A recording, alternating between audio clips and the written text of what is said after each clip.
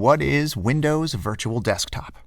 When you look at a traditional virtual desktop infrastructure, or a remote desktop services infrastructure, this is usually set up in an on-premises environment. Such an environment allows clients to connect either via a remote desktop, where users will see a normal desktop interface, which allows them to start and work with the programs just like they would on a local computer, or via a remote app, where the user only sees a specific application being presented in a window on a client as if it were running locally.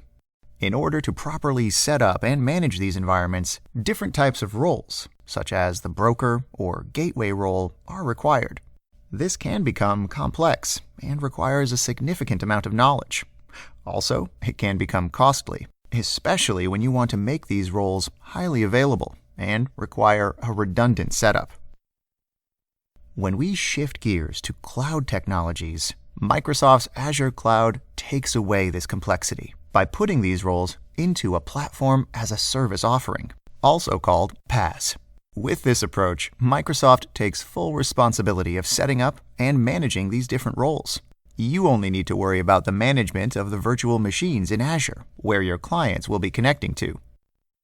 Windows Virtual Desktop allows you to reuse your existing server virtual machine images from your on-premises environment, so you don't need to recreate them from scratch.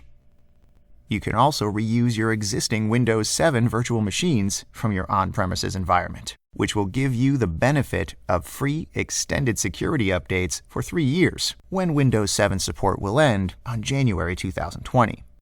Finally, you can host virtual machines with a special version of Windows 10 called Windows 10 Enterprise for Virtual Desktops that will result in lightning-fast login times with the best Office 365 user experience ever on virtual desktops.